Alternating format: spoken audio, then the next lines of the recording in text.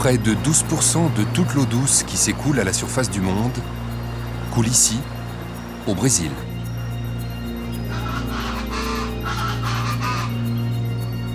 Mais cette profusion se répartit de façon très inégale dans ce pays de la démesure, qui fait près de 16 fois la France.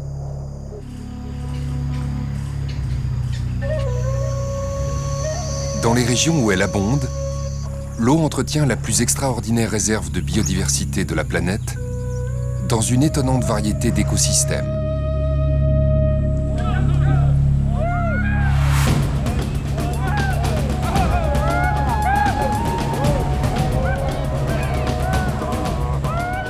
Deux lieux sont les emblèmes des eaux vives du Brésil.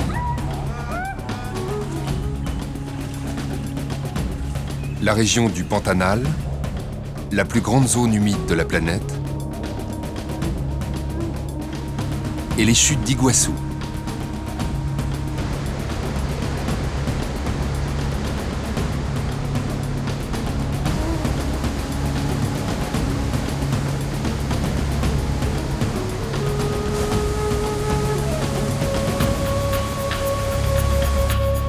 Inscrites au patrimoine mondial de l'humanité, les chutes interrompent brutalement le cours de la paisible rivière Iguaçu, littéralement les grandes eaux, dans la langue des Indiens Guarani.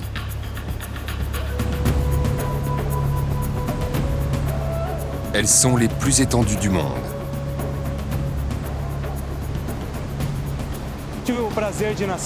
J'ai eu la chance de naître ici. Pour moi, c'est comme un temple naturel, un temple des eaux. Déjà à l'époque des Indiens Guarani, cet endroit était sacré. Et pour moi, il l'est toujours.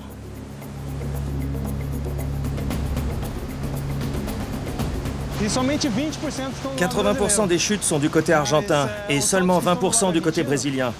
Mais les chutes du côté argentin sont tournées vers le Brésil. Et cela nous donne une vue panoramique extraordinaire. »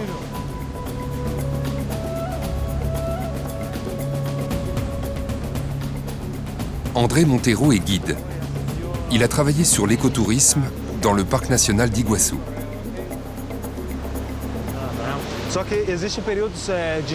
La montée des eaux, c'est vers novembre au printemps. La plus importante a eu lieu en 1992, où le volume d'eau a atteint 30 000 tonnes secondes. Il n'y avait plus aucune séparation entre les chutes. Ce n'était plus qu'une seule chute.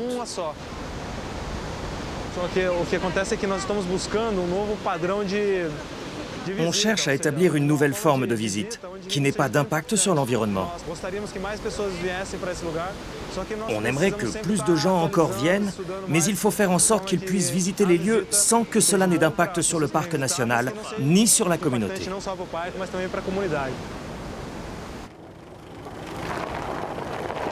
Apolonio Rodrigues est l'un des responsables du parc national d'Iguaçu.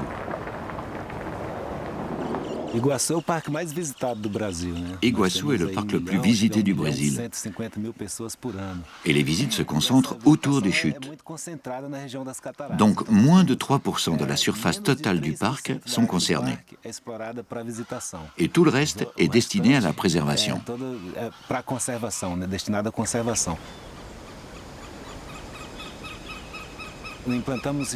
On a implanté un système de gestion environnementale.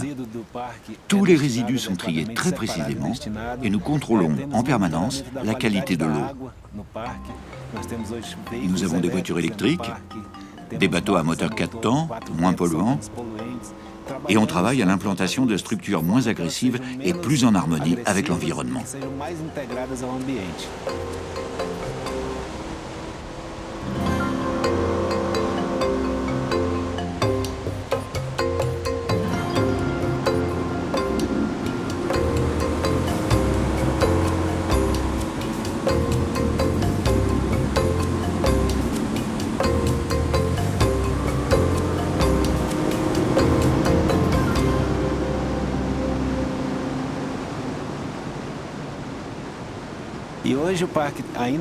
Aujourd'hui, le parc a réussi à préserver des espèces typiques de la faune et de la flore, dont des espèces menacées d'extinction.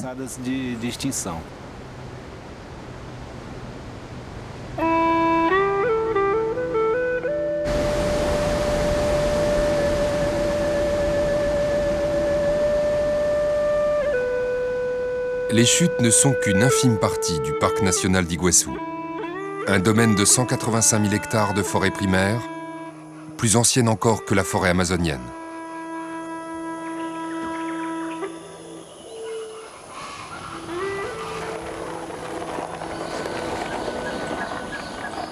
Pour le parc national, Marina da Silva coordonne le projet Carnivore, dont l'emblème est le jaguar, espèce menacée et difficile à observer.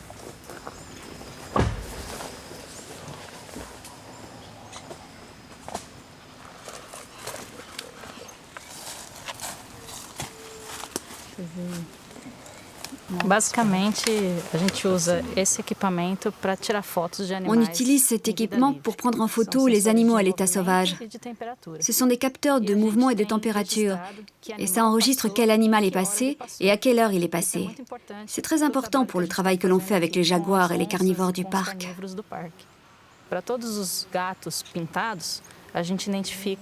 Par exemple, pour les jaguars, on identifie chaque individu par le motif de ses taches. Ainsi, en mettant deux appareils photo face à face, on a les deux côtés de l'animal.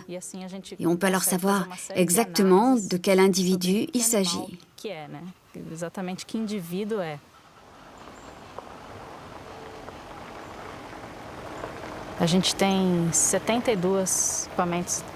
On a 72 équipements identiques répartis sur tout le parc qui restent en place pendant 3 mois, prenant des photos 24 heures sur 24. Mais on n'a obtenu que 8 clichés de jaguar. Qu'elle est jolie. Là, c'est le petit d'un jaguar.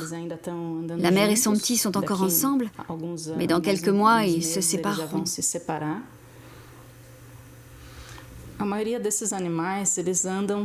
La plupart de ces animaux sont nocturnes, ce qui rend la tâche difficile aux chercheurs pour avoir des informations sur leur façon de vivre.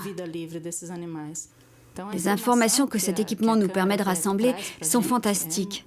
Et on commence à connaître l'univers de l'animal, ce qui aurait été impossible sans cela.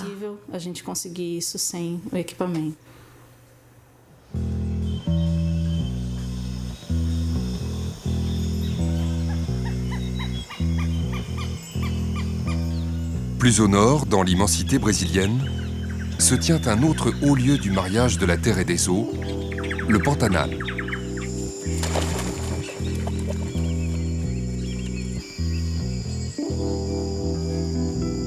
C'est le plus grand marais qui soit. Près de la moitié de la France de terres inondées, 6 mois de l'année.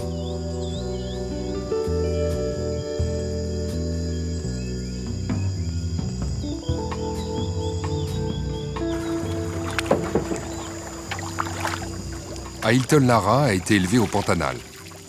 Guide et naturaliste, il fait découvrir sa région à Christophe et Joseph, 2 touristes allemands.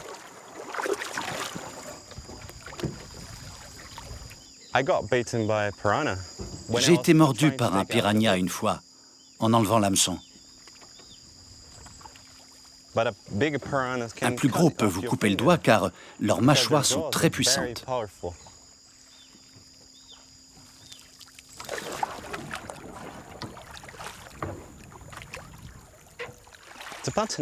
Le Pantanal est très plat.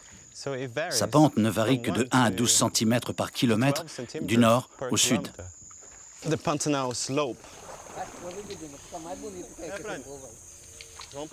Vous allez pêcher maintenant? Vous allez au piranha? Si vous en attrapez, on les mangera. Ils vont pêcher des piranhas pour notre dîner. Nous aussi, on va essayer d'en attraper.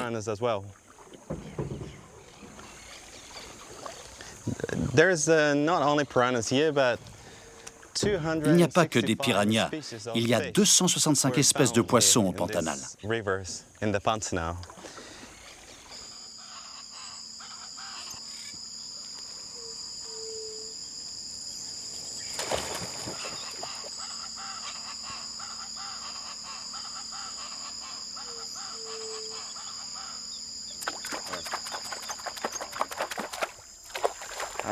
Je vais attirer les piranhas. Comme un animal qui traverse la rivière.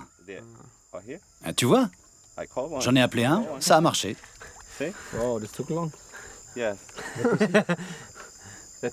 Ça m'a pris un moment, au moins 10 secondes.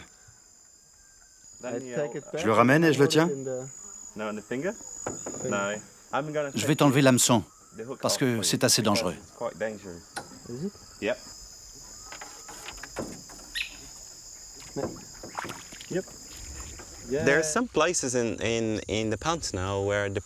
Il y a des endroits tellement concentrés en piranhas que quand les cow-boys doivent faire traverser leur bétail, ils sacrifient une vieille vache. Et pendant que les piranhas mangent la vache, ils font traverser le reste du troupeau.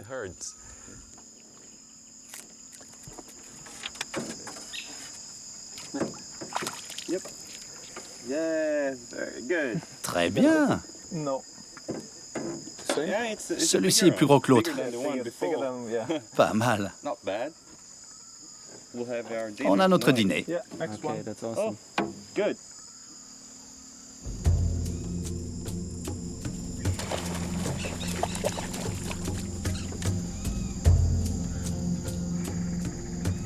Le Pantanal vit au rythme de l'eau. Quand les eaux se retirent, elles abandonnent derrière elles une mosaïque d'écosystèmes.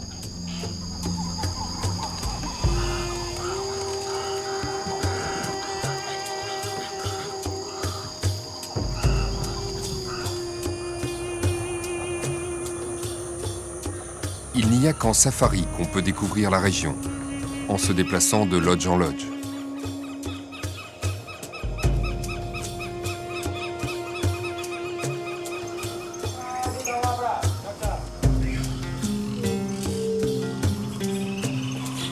De là, une multitude d'espèces est déjà à portée de vue.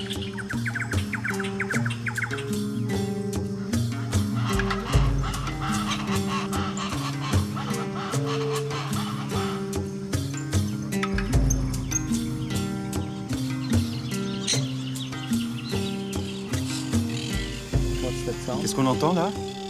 Ça, c'est des perruches. Des perruches.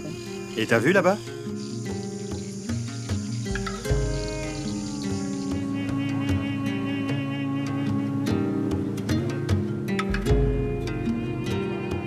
Tous les moyens sont bons pour observer, de jour comme de nuit, une nature profuse.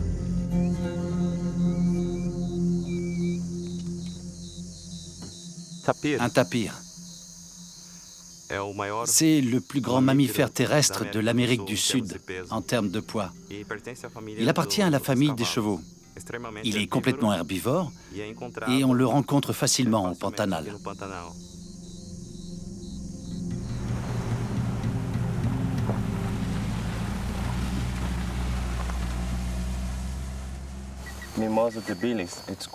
Ça, c'est un Mimosa debilis. Il se ferme dès qu'on le touche.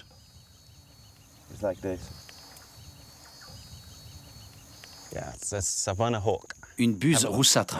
Regardez, c'est une espèce aux yeux jaunes.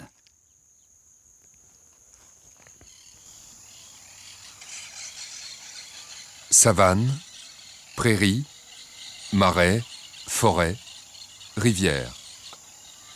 La diversité des milieux naturels est telle que le Pantanal abrite une infinité d'espèces.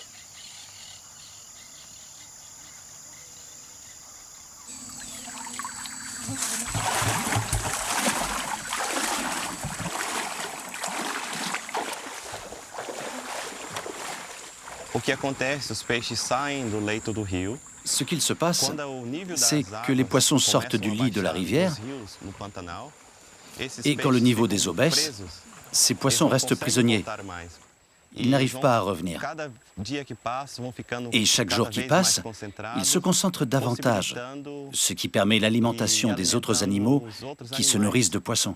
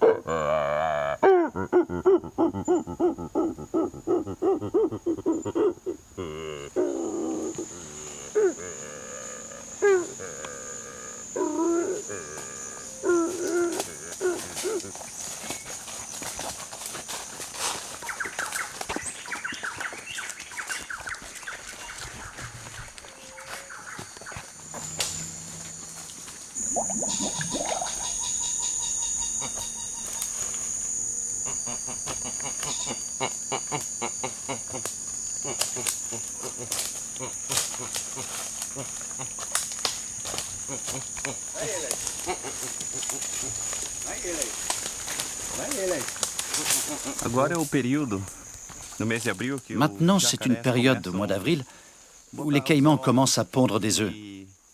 Et cette période est la plus dangereuse avec les caïmans.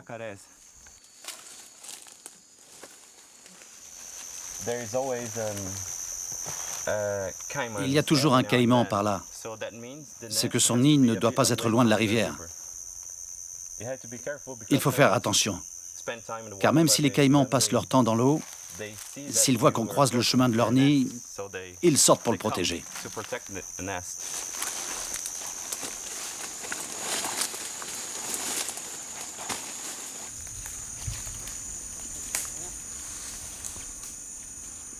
Ils pondent beaucoup d'œufs, qu'ils recouvrent de feuilles et de brindilles.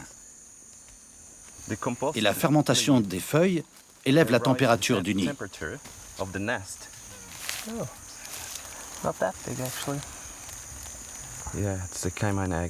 C'est un œuf de caïman. Il y a plus de 20 millions de caïmans dans le Pantanal. Mais il ne faut pas oublier que le Pantanal est très grand. Il fait près de la moitié de la taille de la France.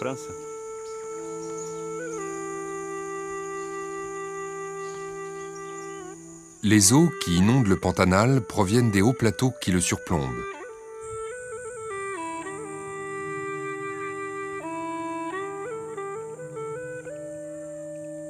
Ici, sur le plateau du Mato Grosso, totalement isolé dans la nature, le domaine écologique du lac Bleu propose des activités plutôt inattendues.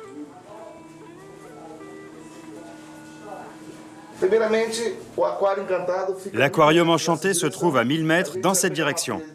On va parcourir 500 mètres dans les champs, puis 500 mètres dans la forêt qui longe la rivière. Ensuite, en arrivant à l'aquarium enchanté, on débutera la balade flottante. Bonne balade. Bom passeio para vocês, tá ok?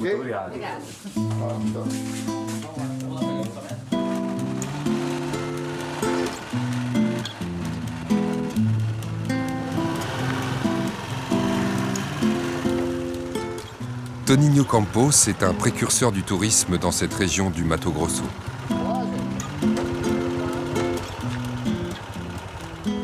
Il offre tout un programme autour d'une richesse exceptionnelle de sa région, les eaux cristallines des rivières.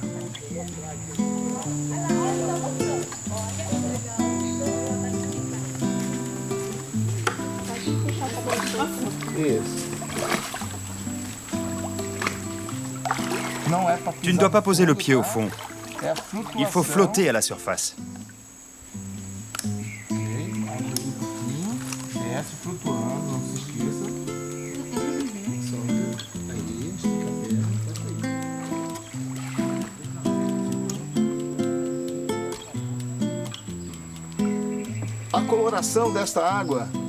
La coloration bleue de cette eau est due à la présence de magnésium, qui provient de la réaction entre le calcaire et les rayons du soleil. On dit aussi que c'est à cause de l'arc-en-ciel, puisque sur les 7 couleurs de l'arc-en-ciel, la seule qui arrive à s'exprimer est le bleu.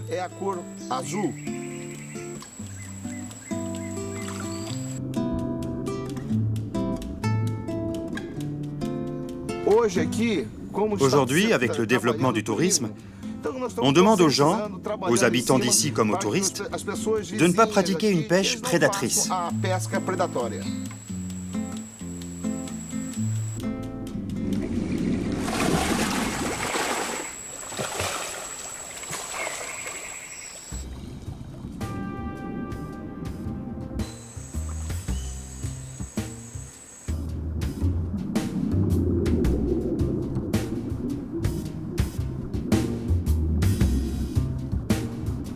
Ces résurgences apportent le calcaire à l'origine du bleu des eaux.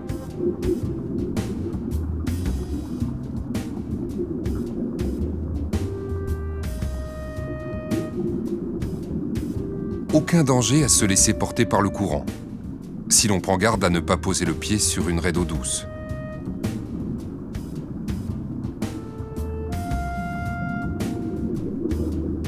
On peut faire des rencontres surprenantes, comme cette anaconda.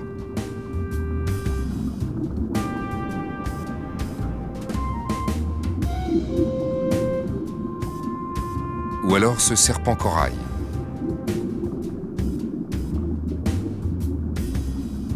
Ou encore cette dorado, le requin d'eau douce, un carnassier très prisé des pêcheurs.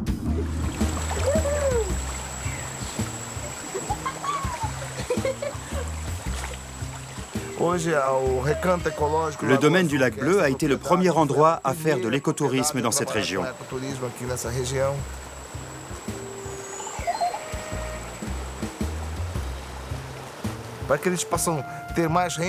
Car ici, c'est une région d'agriculteurs, où ils ne connaissaient pas cette notion d'écotourisme.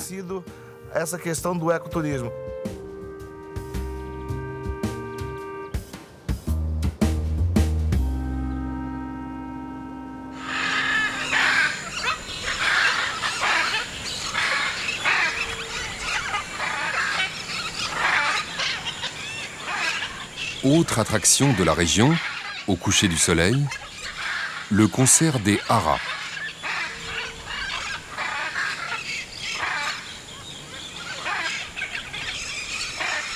Des colonies de perruches participent largement au spectacle.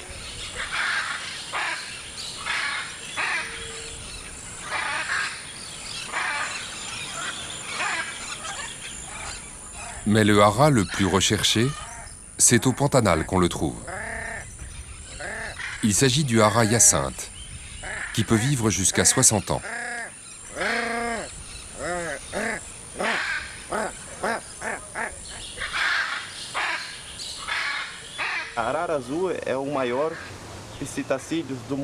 Le hara hyacinthe est le plus grand perroquet du monde.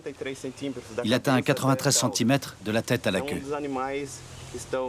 Cette espèce est menacée d'extinction, mais c'est sa beauté qui motive les touristes à venir au Pantanal. C'est le seul endroit au monde où on peut vraiment les regarder et les entendre. La bonne nouvelle, c'est que leur population est en augmentation.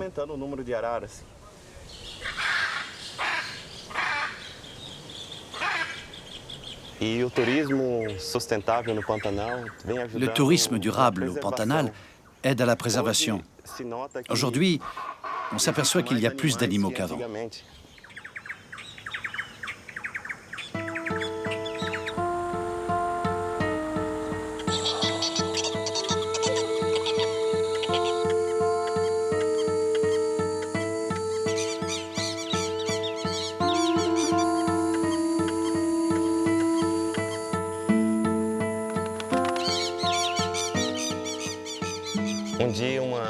Un jour, une dame australienne, comme elle me trouvait toujours souriant, toujours prête à aider, m'a donné des sous pour que j'achète des livres, pour que j'apprenne l'anglais et qu'ensuite je puisse devenir guide.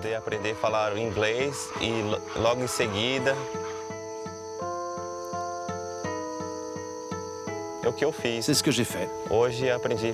Et aujourd'hui, j'ai appris plusieurs langues et je travaille comme guide.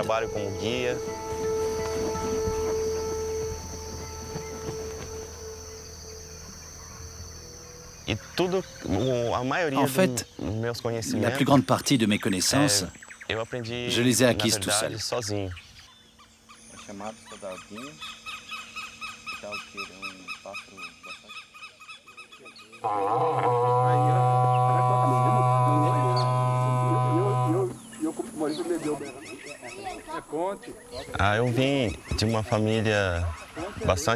Je viens d'une famille très simple. J'ai grandi à la ferme où j'aidais mon père et ma mère avec le bétail. Tout ce qu'on mangeait, ou presque, venait de notre petite ferme.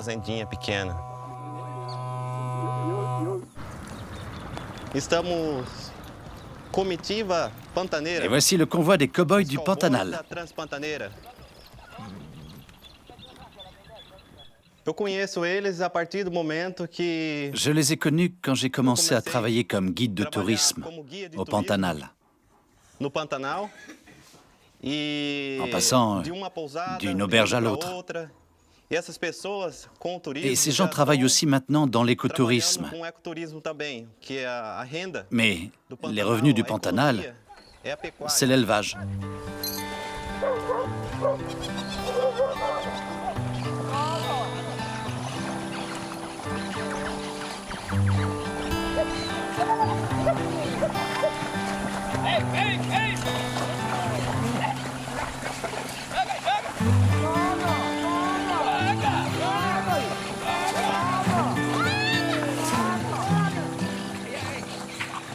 Ailton a toujours voulu faire connaître le monde de son enfance.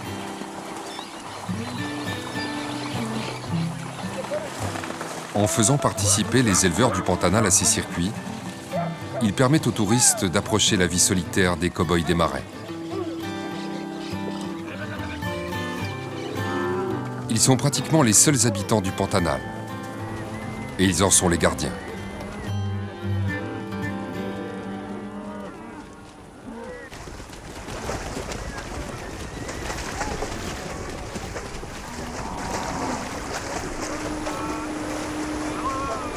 Avec 3 millions de têtes, leur cheptel est l'un des plus importants au monde.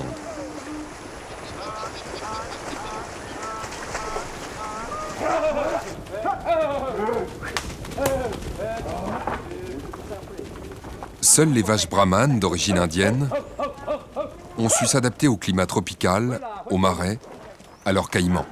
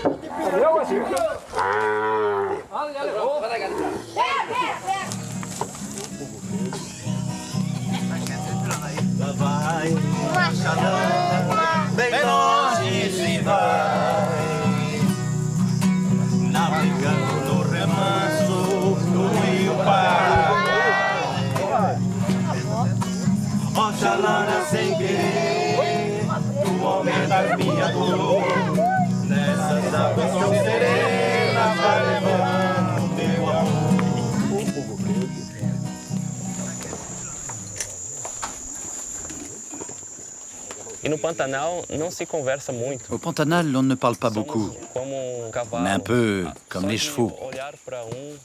Rien qu'en se regardant l'un l'autre, et avec très peu de mots, on arrive à se comprendre.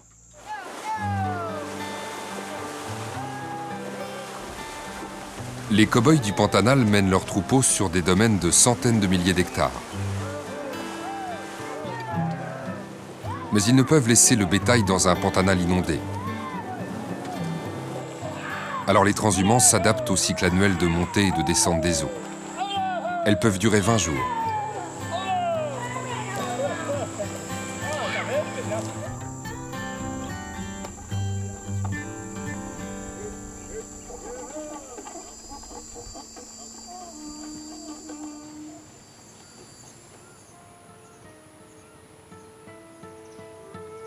Surplombant la plaine qui annonce le Pantanal, tout au bord du plateau du Mato Grosso, nous voici dans la région de Chapada dos Guimarães.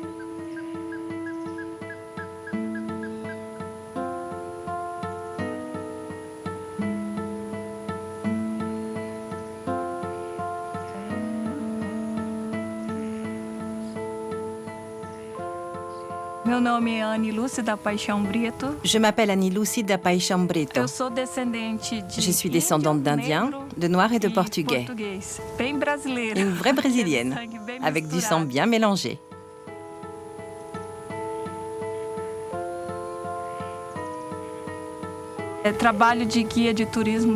Je suis guide touristique depuis 25 ans.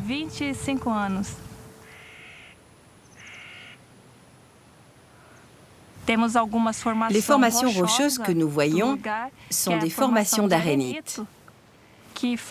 Leur présence indique que la région était une mer il y a 300 millions d'années. Puis, des mouvements de plaques tectoniques ont donné cette formation en plateau.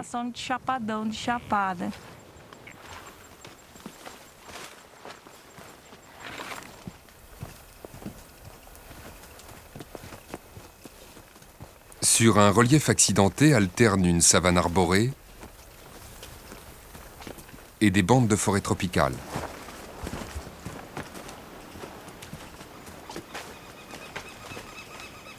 C'est une forêt ciliaire, car comme des cils, ses racines retiennent les impuretés de l'eau avant qu'elles ne rejoignent les rivières. Il y a beaucoup d'humus au sol, du fait des feuilles qui tombent. Et l'eau est peu profonde. Alors ces arbres n'ancrent pas profondément leurs racines, car l'eau est proche.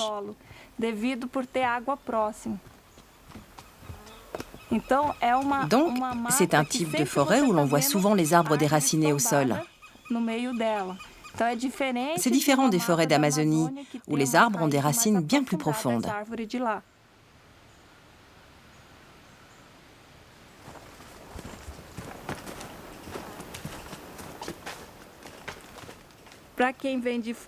Pour les gens extérieurs qui ne connaissent pas, ce ne sont que des plantes. Mais nous, on y voit des médicaments.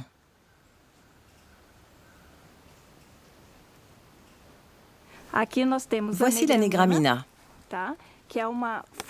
On prend la feuille, on l'écrase et on la passe sur le corps. Plus vous frottez et moins les moustiques piqueront. Ils ne s'approcheront plus. Ici, c'est une autre espèce. C'est un diurétique. On l'appelle patte de vache à cause de sa forme. Et elle est utilisée dans le traitement du diabète. Et là, nous avons l'imbaoba, qui est utilisé pour soigner les poumons. C'est un expectorant. Donc, sur ce petit espace, on a déjà une grande variété de plantes médicinales. Pour les gens qui connaissent, c'est une pharmacie à ciel ouvert.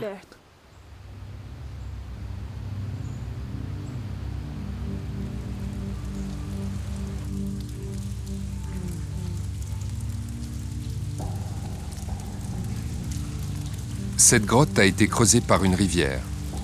Du temps où les Indiens Bororo vivaient dans la région, elle était un de leurs sanctuaires.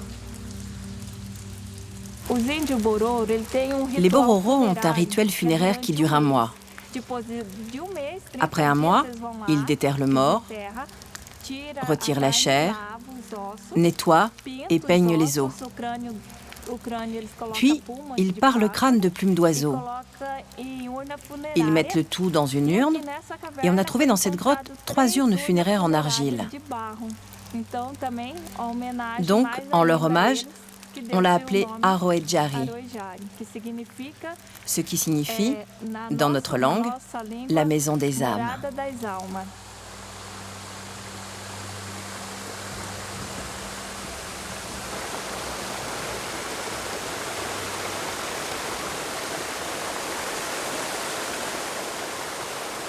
Ces eaux, filtrées par la forêt ciliaire, iront peu à peu grandir le flux qui vient inonder tous les ans le Pantanal.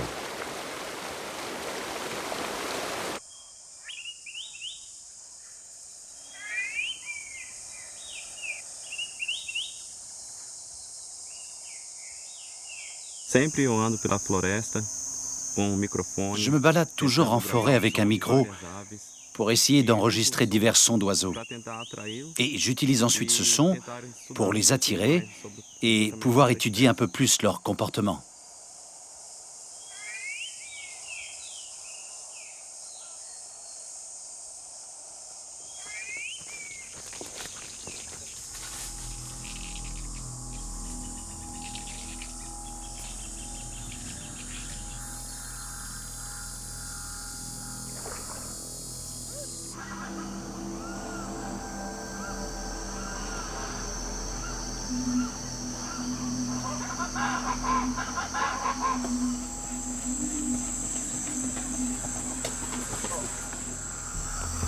Estou observando Je suis en train d'observer le Tuyuyu, ou Jabiru-Micteria. C'est le plus grand oiseau du Pantanal. C'est l'époque de l'année où ils construisent leurs nids.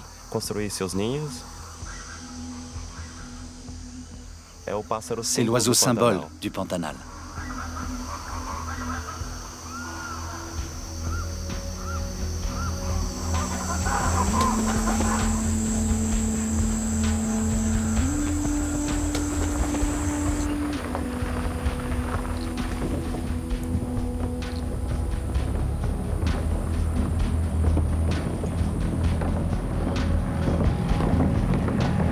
L'unique route qui traverse tout le Pantanal Nord finit brutalement sa course devant le Rio Cuyaba, à Porto Jofré.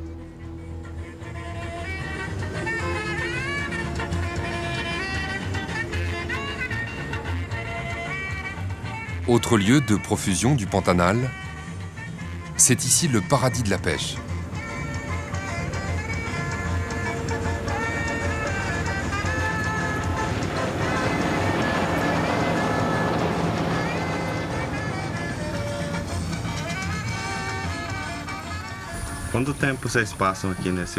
Combien de temps passez-vous sur ce bateau avant de revenir en ville? Un mois et quelques, jusqu'à 40 jours. 40 jours. Zé est le commandant du San Rafael. Il est en train de pêcher un poisson appelé chimbouré. Le chimbouré sert d'appât pour pêcher le pintado, ainsi que d'autres poissons à la nuit tombée.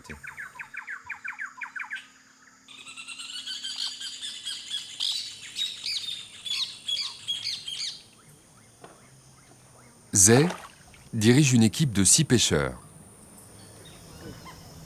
Leur enjeu est de remplir au plus tôt les frigos du San Rafael et, si possible, de pintado, le poisson le plus recherché des restaurants pour sa chair délicieuse. La pêche est très réglementée au Pantanal. C'est la garantie d'une abondance en poissons qui attire du monde entier les amateurs de pêche sportive.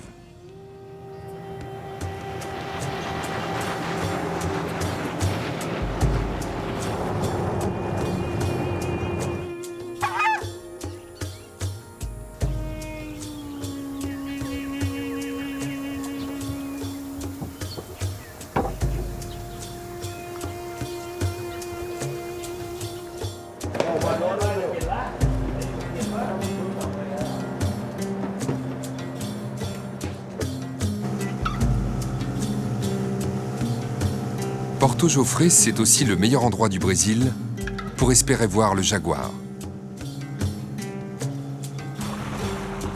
Ce guide vient tout juste d'en apercevoir un, en amont.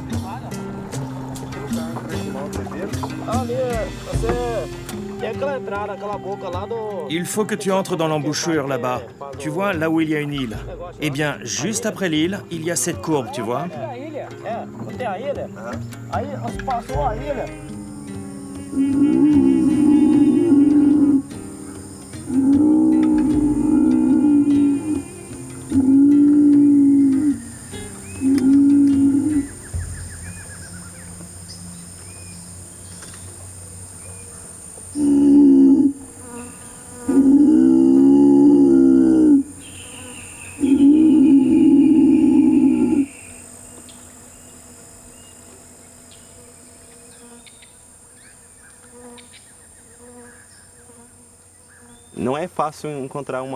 Ce n'est pas facile de voir un jaguar, surtout au moment de la baisse des eaux. Mais j'en ai déjà vu beaucoup dans cette région. L'an dernier, j'en ai vu 159.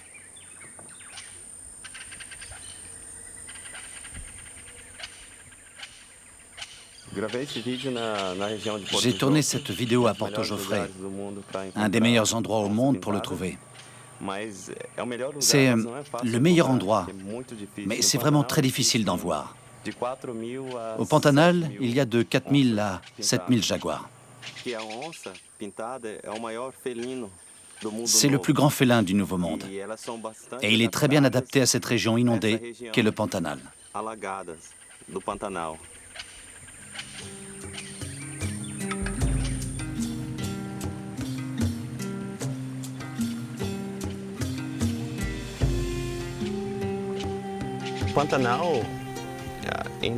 En l'an 2000, le Pantanal a été déclaré patrimoine de l'humanité par l'UNESCO. Parce que l'UNESCO a compris que le Pantanal était un cœur aquatique pour l'Amérique du Sud. C'est un endroit de grande diversité, mais aussi un endroit très fragile et qui a besoin de protection.